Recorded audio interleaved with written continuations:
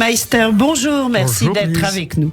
Alors aujourd'hui, nous allons évoquer, avec vous Nathanaël, on part toujours très loin dans le passé, puisque on évoque souvent droit romain, droit hébraïque. Aujourd'hui, nous allons parler de fiction.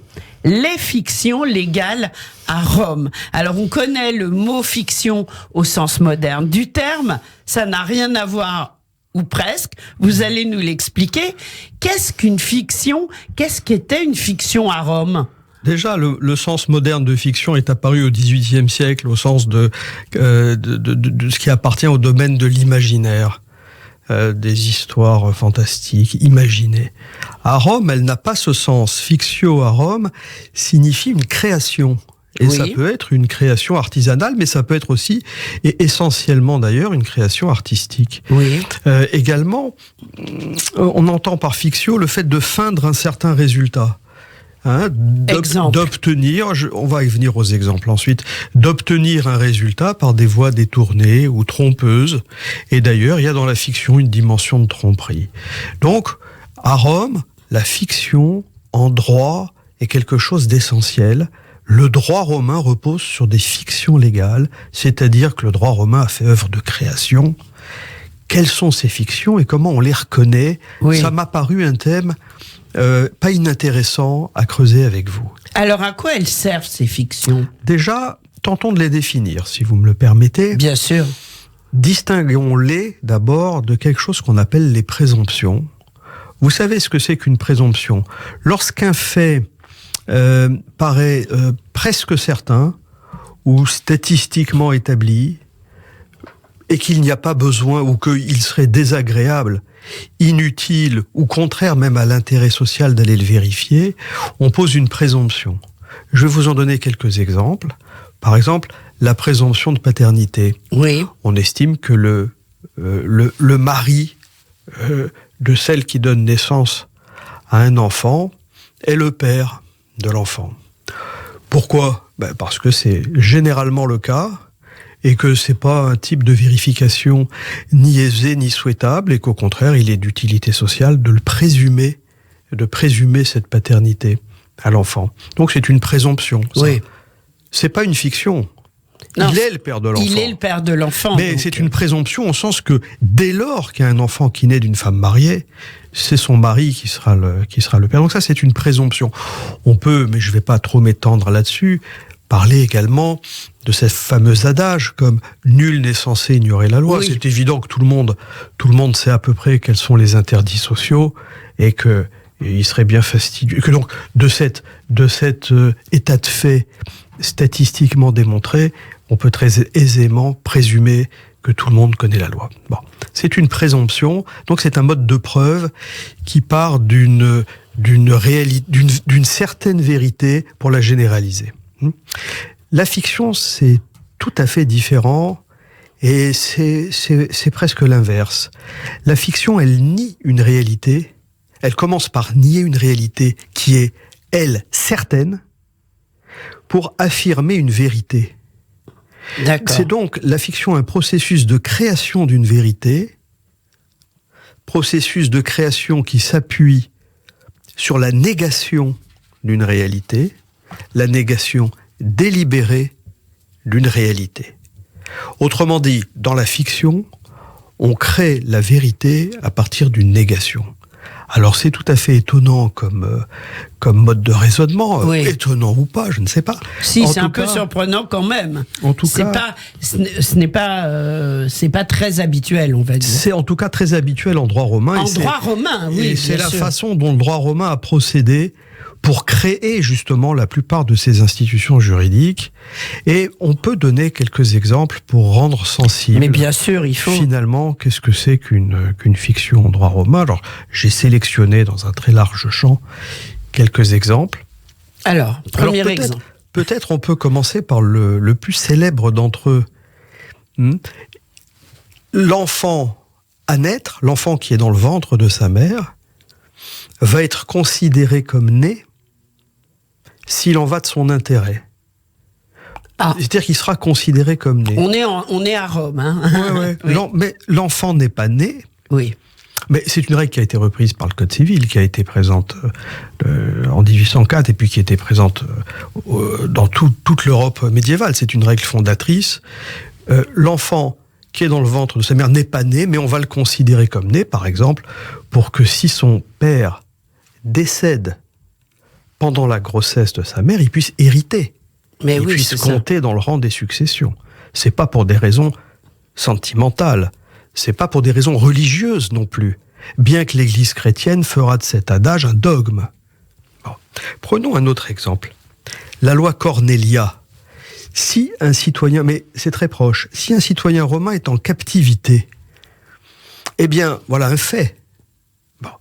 La conséquence juridique de cette captivité, il est en captivité à l'étranger, c'est qu'il perd sa qualité d'homme libre et que donc il ne peut plus tester. Donc la loi Cornelia... Il ne peut plus quoi ? Tester, il ne peut plus faire de testament. D'accord. La loi Cornelia vient nier cette réalité de sa captivité pour considérer que, au regard des règles testamentaires de succession, il est toujours un homme libre. Donc, négation d'une réalité pour affirmer une vérité qui est que le citoyen romain, même en captivité, reste un homme libre. Hein Donc ça, c'est une fiction, bien sûr. C'est une fiction. Oui. De même, lorsqu'un esclave affranchi, dans la loi romaine, l'esclave affranchi est considéré comme un latin, c'est-à-dire qu'il est soumis au ius gentium. Il n'est pas soumis à la loi romaine, on appelle ça un ingénu. Donc l'esclave affranchi est soumis au droit latin, donc on fait comme s'il était envoyé à l'étranger. Oui. Première fiction. Mais comme son maître ne peut plus hériter de lui s'il n'est pas un citoyen romain, on annule la portée de cette première fiction par une seconde fiction qui est que pour le droit des successions, son maître continue d'hériter de lui. Voilà donc un empilement fictionnel qui permet au droit de s'adapter à des exigences sociales et il y en aurait bien d'autres. Alors, une ou deux autres, par exemple.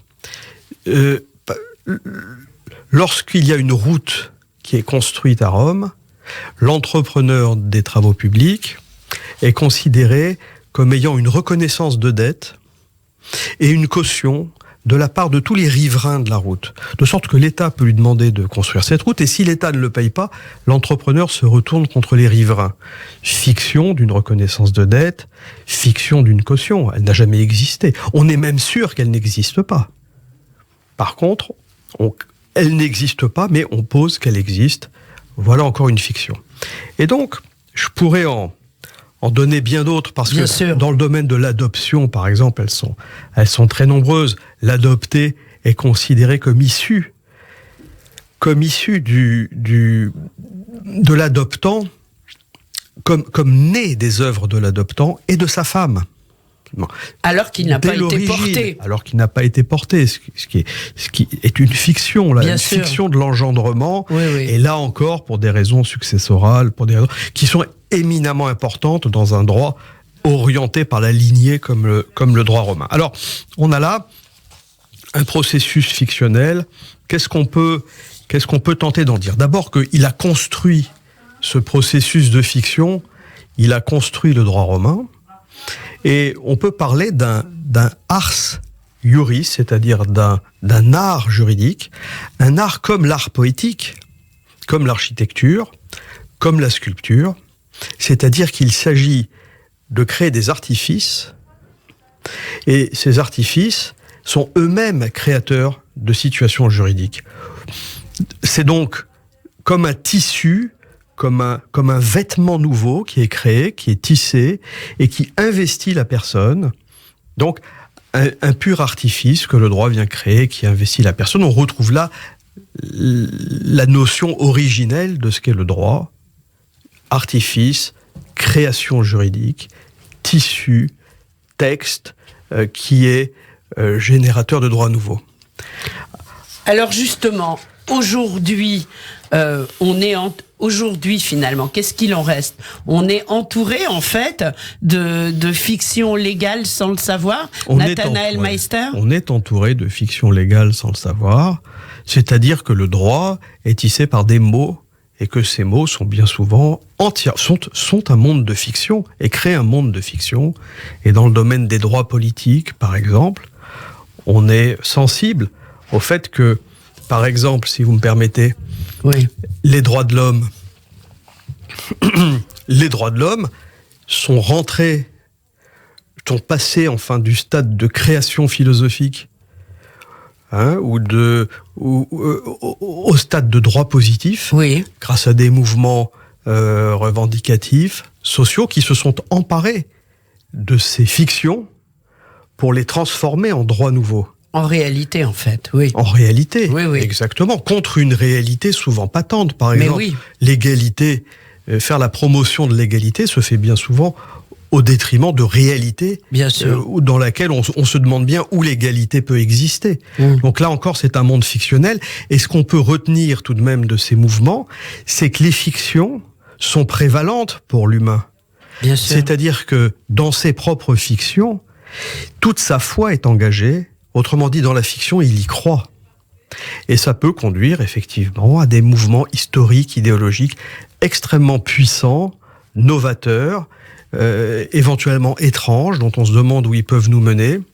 Et il est bon de se rappeler que bien souvent, ces fictions, d'abord, sont des créations, qu'elles n'existent pas dans la nature, qu'elles nous illusionnent, qu'elles peuvent tomber entre les mains de mettre en illusion, précisément, comme les juristes, les rhéteurs, les populistes, etc.